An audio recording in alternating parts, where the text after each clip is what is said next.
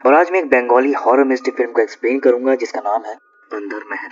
ये एक ऐसी लड़की की कहानी है जिसकी शादी एक ऐसे घर में हो जाती है जहाँ कुछ भी नॉर्मल नहीं था।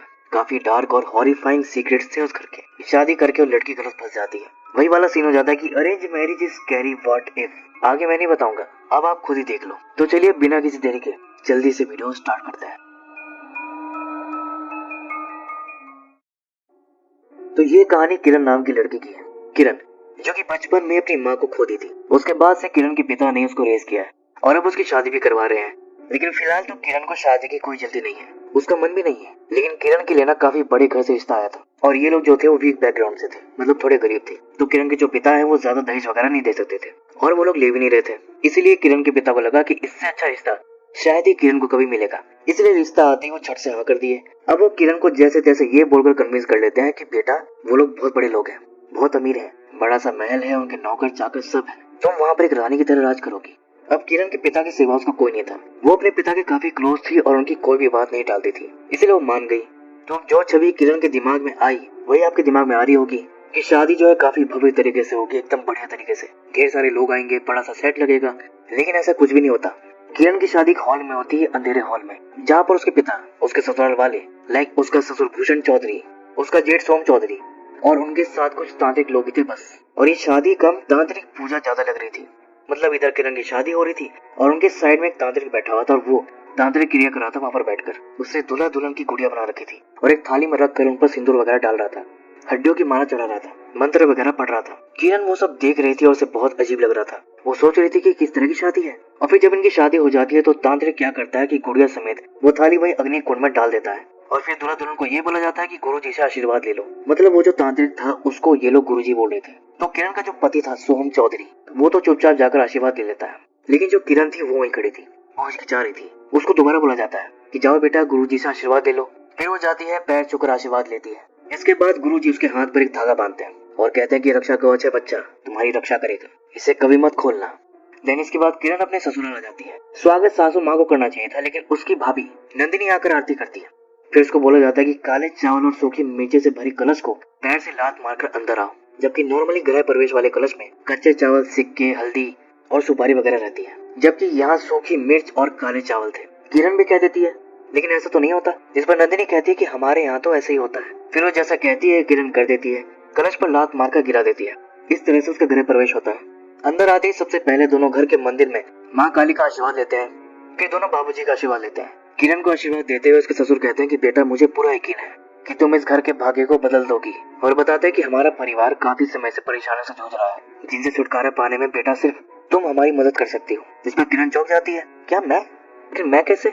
तो बताते हैं कि बेटा तुम ही हो, तुम ही से होगा। गुरुजी ने हमें यही बताया है और वो कभी गलत नहीं होते। तुम्हें ज्यादा कुछ नहीं करना है, कुछ रस्में करनी है और कुछ बातों का ध्यान रखना है। किरण कहती है कि आप जैसा बोलेंगे मैं कर दूंगी, लेकिन मेरा एक सवाल है कि आखिर किस समस्या को दूर करने के लिए करना है। फिर वहाँ पर किरण की सास को लाया जाता है जो कि व्हील चेयर पर थी। ससुर जी बताते हैं कि बेटा ये है वो कारण, तुम्हारी सास सालों से व्हील चेयर पर है, ना वो चल सकती है ना बोल सकती है। कई जगह इलाज करवाया लेकिन कोई फायदा नहीं हुआ। तब गुरु जी ने हमें उपाय बताया कि आपकी होने वाली छोटी बहू ने ठीक कर सकती है। उन्होंने तुम्हारी कुंडली देखी थी, कहा कि तुम खास नक्षत्रों में जन्मी हो, तुम्हें ज्यादा कुछ नहीं करना है, बस कुछ नियमों का पालन करना है। बेटा तुम्हें करोगी ना? किरण कहती जी माँ जी को ठीक करने के लिए मैं करूंगी।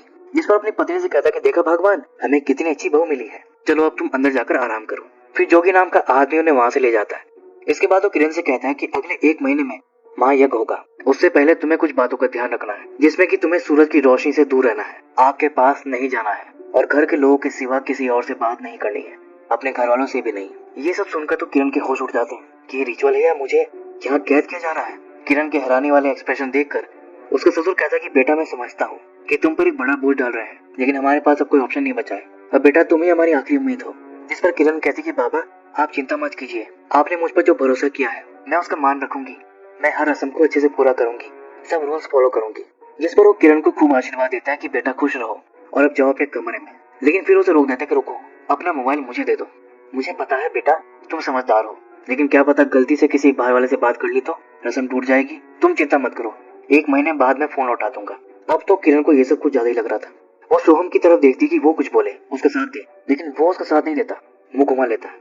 तब किरण चुपचाप अपना फोन दे देती है। फिर इसके बाद उसे नंदिनी के साथ भेज दिया जाता है और फिर सोहम के पिता उससे अकेले में बात करते हैं, कहते हैं कि ध्यान रहे कोई गलती नहीं होनी चाहिए। मैं नहीं चाहता कि तुम्हारे भाई से जो चूक हो गई थी वो तुमसे भी हो, इसलिए ध्यान रखना। दूसरी तरफ नंदिनी किरण को ले जाकर उसका कमरा दिखाती है और उसे बताती है कि एक बात जान लो, हम चौधरी परिवार के लोग बाहर वालों से बातचीत नहीं करते। अब तुम इस परिवार से हो तो ये नियम तुम पर भी लागू होता है। किरण कहती लेकिन मैं से कभी नहीं रही, बचपन से नदी तालाब में खेलती थी, घूमती फिरती थी, लेकिन अब यहाँ ऐसे चार दीवारी में बंद होकर रहना पड़ेगा, ये सोचकर ही मुझे घबराहट सी हो रही है। इस पर नंदिनी कहती कि तुम्हें क्या लगा चौधरी परिवार की बहू बनना इतना आसान है? इन्होंने भी पता नहीं क्या सोच के तुम्हें इतनी बड़ी जिम्मेदारी दी थी, तुम तो अभी से घबराने लगी। मुझे नहीं लगता कि तुम ये सब कर पाओगी। किरण कहती दीदी आप ऐसे क्यों बोल रही हैं? मैं तो आपकी छोटी बहन जैसी हूँ, अगर मुझसे कोई गलती हो जाए तो आप मुझे सही कर दीजिएगा, मेरी मदद कर दीजिएगा। दूसरी तरफ सोहम के पिता उसे प्रॉमिस लेते हैं कि महायज्ञ तक किरण को वर्जिन रखना है और सोहम प्रॉमिस भी कर देता है। इधर नंदिनी कहती कि मैं भोला से कहकर तुम्हारा सामान रखवा देती हूँ और कोई हेल्प चाहिए तो फूली से कह देना, वो कर देगी। भोला यहाँ का मेल सर्वेंट था और फूली यहाँ की फीमेल सर्वेंट थी। फिर जाते जाते वो कहती है कि हाँ एक बात और बता दूं, चौधरी परिवार की बहुओं को बिना कारण घर में इधर उधर घूमने की इजाजत नहीं है, इस बात का ध्यान रखना। ये बोलकर वो चली जाती है। फिर इसके बाद सोहम आता है। वो किरण से ज्यादा बात नहीं करता, सीधा बोलता है कि मुझे सुबह 6:30 बजे उठना होता है, इसलिए 10:30 बजे तक लाइट ऑफ हो जानी चाहिए। इस वक्त 11 बज रहे हैं, मैं ऑलरेडी लेट हूँ, और गुड नाइट बोलकर लाइट ऑफ करके लेट जाता है। किरण को अजीब लगता है कि आज हमारी सौगात है और ये ऐसे कर रहे हैं। फिर वो सोहम से इशारों में बोलती है कि सुनिए क्या आज रात कुछ खास नहीं है? इस पर सोहम अपने एक्शन को जस्टिफाई करने के लिए कहता है कि देखो मेरा मानना है कि जब तक लोग एक दूसरे को अच्छे से जान न ले, उनके दिल ना मिल जाए, उससे पहले फिजिकल होने का कोई मतलब ही नहीं बनता। मतलब मैं तो ऐसा ही मानता हूँ। आई होप तुम मेरी बात समझ रही हो। किरण कहती कि हाँ मैं समझ गई। फिर वो कुछ नहीं बोलती और चुपचाप सो जाती है। अगली सुबह किरण नहा धोकर तैयार होकर जस्ट निकली थी कि क्या देखती है कि चाय उबल रही थी जो बर्तन से बाहर गिरने वाली थी। लेकिन किरण गैस बंद करने नहीं जा सकती थी क्योंकि उसे तो आग के पास जाने से मना किया था, इसलिए वो बाकी सबको आवाज लगाने लगती है, लेकिन वहाँ कोई था ही नहीं। तब मजबूरन वो ही जाकर गैस बंद कर देती है। इतने में उनका नौकर भोला आकर वो देख लेता है। कहते कि छोटी भाभी ये क्या करती? कोई देख लेता तो गजब हो जाता। किरण कहती कि मैंने आवाज लगाया था लेकिन कोई सुना ही नहीं और चाय उबल रही थी तो क्या करती? भोला कहता कि भाभी कुछ भी हो, आपको किचन से दूर रहना है, मतलब दूर रहना है। बड़े बाबू को पता चला तो बहुत गुस्सा करेंगे। तभी नंदिनी भी वहाँ जाती है। वो भोला को वहाँ से भेज देती है और किरण को डांटती है कि घर में आए अभी तुम्हें 1 दिन नहीं हुआ और अभी से तुमने गलती करना शुरू कर दी। किरण कहती कि दीदी मेरा यकीन कीजिए, मैं किचन में जाना नहीं चाहती थी, वो तो चाय उबल रही थी इसलिए। नंदिनी कहती कि बस मैंने कल रात ही तुम्हें कहा था बिना कारण घर में यहाँ वहाँ नहीं घूमना है, समझ नहीं आया तुम्हें? तभी नंदिनी का पति सोम उसको आवाज लगाता है, इसलिए वो चली जाती है। सोम अपनी कोई फाइल ढूंढ रहा था जो कि उसे नहीं मिल रही थी और फिर वो नंदिनी पर गुस्सा कर रहा था कि मैंने कितनी बार कहा है कि मेरा सामान मत छेड़ा करो, अब देखो मेरी फाइल नहीं मिल रही, अब खड़ी क्या हो, फाइल ढूंढने में मेरी मदद करो। तभी उनकी बेटी तुलसी कहती कि पापा वो फाइल तो दादाजी लेकर गए थे। यानी नंदिनी की कोई गलती नहीं थी, लेकिन उसे सॉरी बोलने के बजाय उल्टा वो उसे डांटता है कि फाइल पापा ले गए हैं, ये जानकारी भी तुम्हें नहीं थी, करती क्या रहती हो, बच्ची को पता है तुम्हें नहीं पता, अब खड़े खड़े मेरा मुंह क्या देख रही हो, चलो ऐसा फाइल अरेंज करो। और उसे वर्थलेस बोलकर जाता है जिससे परेशान होकर नंदिनी रो देती है। इधर किरण अपना बैग खोलने में लगी थी लेकिन उसका लॉक अटक गया था, वो उसे नहीं खुल रहा था।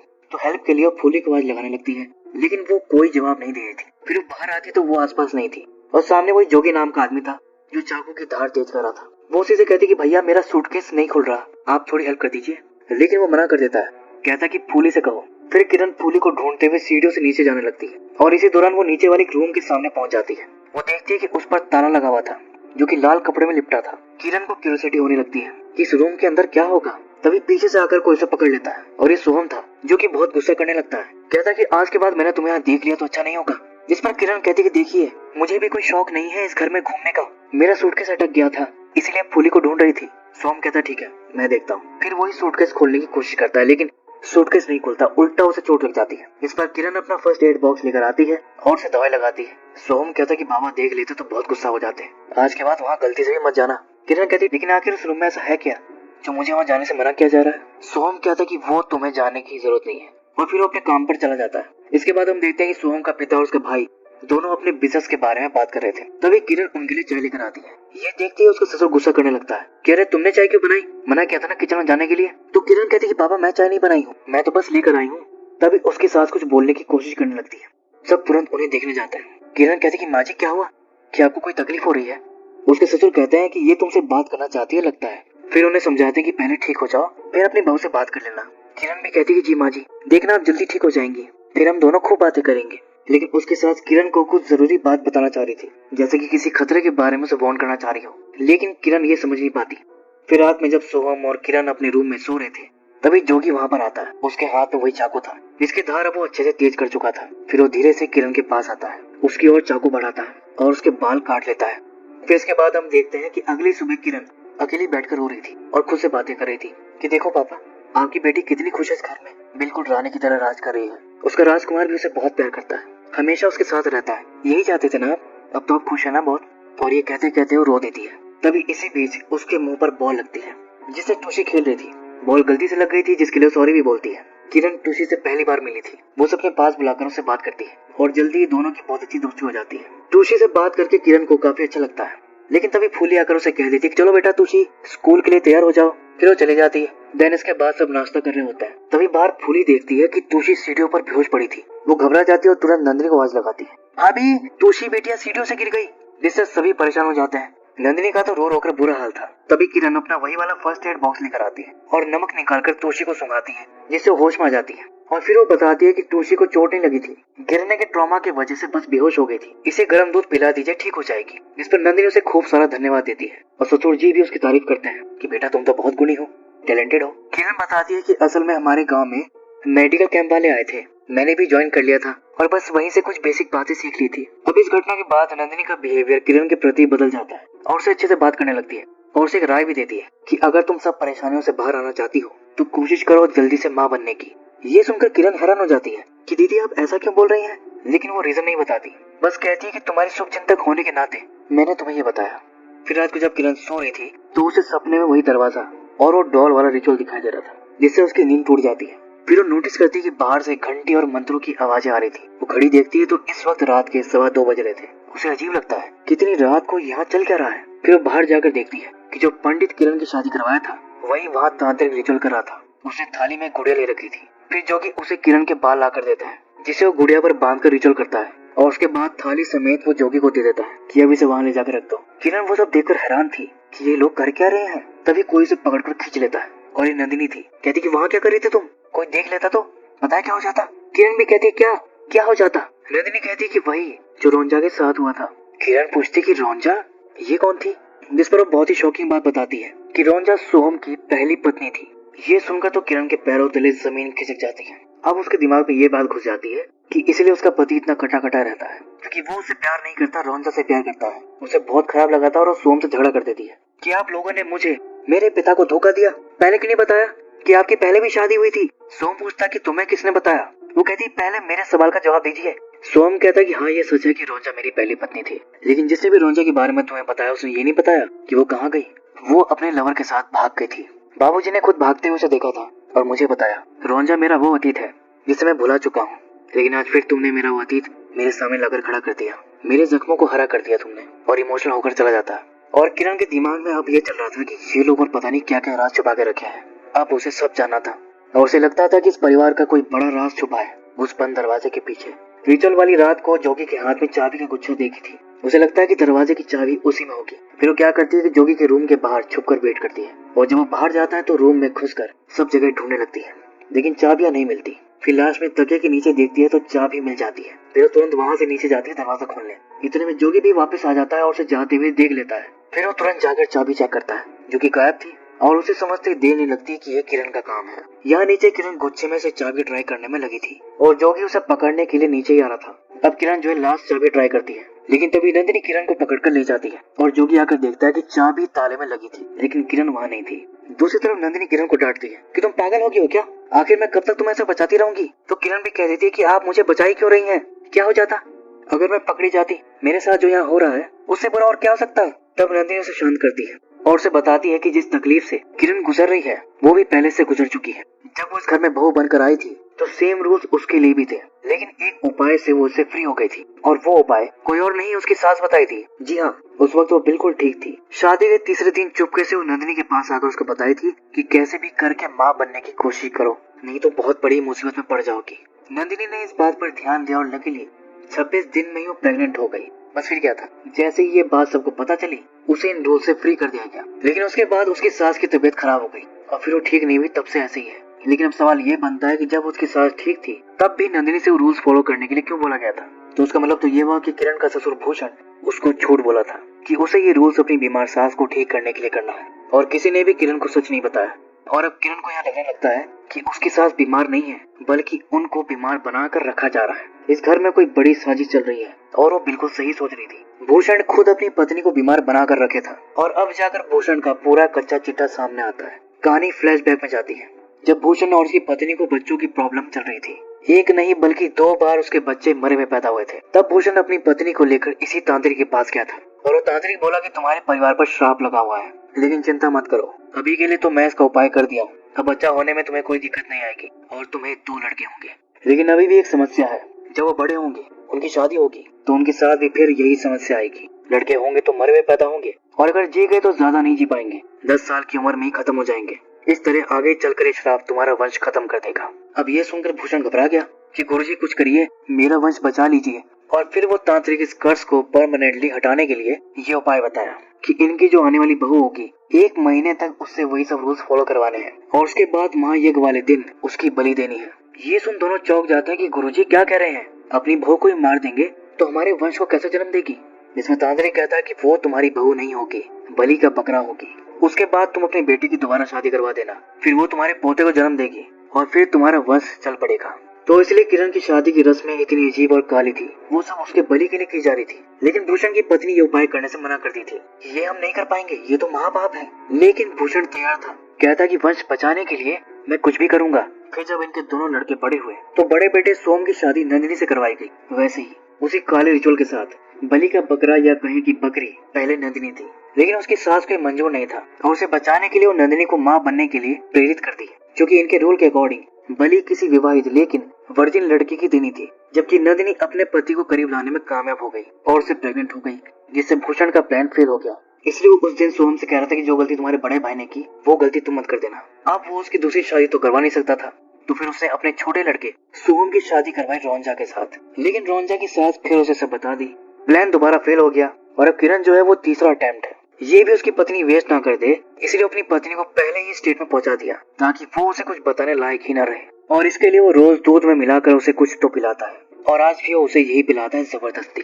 दूसरी तरफ किरण नंदिनी के साथ मिलकर अपनी सास की बीमारी का सच पता करने की प्लानिंग बना रही थी ब्लड टेस्ट के जरिए, और इस प्लानिंग को अंजाम देने के लिए दोनों एक टीम की तरह काम करती हैं।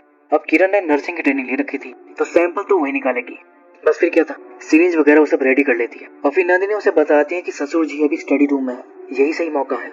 बस फिर क्या था, किरण फ्रूट्स खिलाने के बहाने अपनी सास के रूम में जाती, लेकिन क्योंकि जोगी को किरण पर शक हो गया था तो वो उसका पीछा करता है और बाहर से छुपकर देख रहा था। लेकिन तभी भोला उसे देख लेता है, कह रहे तुम यहाँ क्या कर रहे हो, साहब तुम्हें बुला रहे हैं, चलो। फिर जोगी को उसके साथ जाना पड़ता है और किरण यहाँ अपनी सास से बात करती है कि माँ जी आप ठीक हो जाएंगी, मैं आपको ठीक कर दूंगी, बस आप मुझे थोड़ा सा सहयोग दीजिए। ये बताकर वो सैंपल निकाल लेती है और लाकर नंदिनी को दे देती है। क्योंकि नंदिनी पर तो कोई पाबंदी नहीं थी, वो घर से बाहर जा सकती थी। फिर वही सैंपल लेकर टेस्टिंग के लिए देने जाती है, लेकिन जोगी को इन लोगों पर शक हो गया था तो वो उसका पीछा कर रहा था और नंदिनी भी ये नोटिस कर ली थी। दूसरी तरफ हम उसी तांत्रिक को देखते हैं जो कि महायज्ञ या कहे कि अपनी रिचुअल की तैयारी कर रहा था, जिसमें वो किरण की बलि देने वाला था। और यहाँ पर हमें ये पता चलता है कि ये सब वो भूषण के लिए नहीं कर रहा था, उसके वंश के लिए नहीं कर रहा था, बल्कि अपने लिए कर रहा था, अपनी तांत्रिक शक्तियां बढ़ाने के लिए कर रहा था। असल बात ये थी कि इस रिचुअल को पूरा करने से वो काल चक्र के रहस्य को जान पाएगा, जिससे भूत भविष्य वर्तमान तीनों पर विजय पा लेगा और दुनिया का सबसे ताकतवर इंसान बन जाएगा। तो असल जो गेम था वो ये था। और तभी जोगी उसको कॉल कर देता है, उसे बताता है कि नंदिनी और किरण कुछ तो गड़बड़ कर रहे हैं, मुझे उन पर शक है। तो तांत्रिक कहता है कि किरण की कहानी अब बस खत्म ही होने वाली है,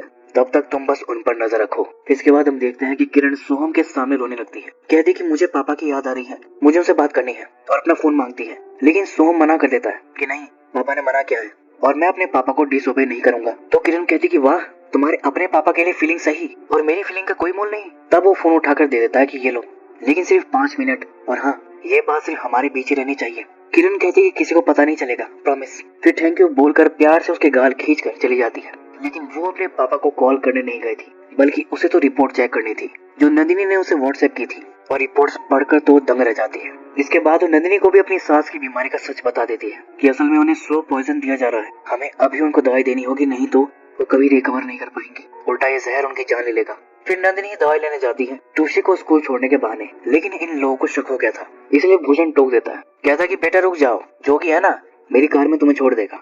अब नंदिनी मना करती तो उन्हें शक हो जाता, इसलिए कुछ नहीं बोलती उसी के साथ चली जाती है। लेकिन फिर रास्ते में वो कार रुकवाती है और उसके सामने तुलसी से कहती है कि बेटा जरा मैं मेडिकल स्टोर से होकर आती, और वहाँ से जाने लगती है। लेकिन जोगी भी कार से निकलकर उसका पीछा करता है। नंदिनी भी ये नोटिस कर ली थी और पीछे पीछे वो मेडिकल स्टोर तक पहुंच जाता है। अब ऐसे तो दवाई लेते हुए देख लेता। इस बार नंदिनी पलटकर बोल देती है कि पापा ने तुम्हें तुलसी को स्कूल छोड़ने के लिए बोला है या मुझ पर नजर रखने के लिए? तो जोगी कहता कि आपको कोई जरूरत पड़ी इसलिए आपके साथ हूँ। तब नंदिनी उसको झाड़ देती है कि कैसे आदमी हो, तुम्हारे घर में कभी कोई माँ बहन नहीं रही है क्या? एक औरत मेडिकल स्टोर पर आई है अपना कुछ सामान लेने के लिए और तुम उसके पीछे पीछे चल रहे हो, बदतमीज गंवार, चलो हटो यहाँ से। फिर वो चुपचाप दूर हटकर खड़ा हो जाता है और नंदिनी दवाइयाँ खरीद कर तुरंत पर्स में रख लेती है और जोगी देख भी नहीं पाता कि वो क्या खरीदी है। बस फिर क्या था, दवाई लाकर वो किरण को दे देती है और मौका देकर किरण अपनी सास के रूम में जाती है, उसे दवाई खिलाने लगती है। लेकिन तभी उसका ससुर आ जाता है। ये देख उसके हाथ से दवाई छूट जाती है।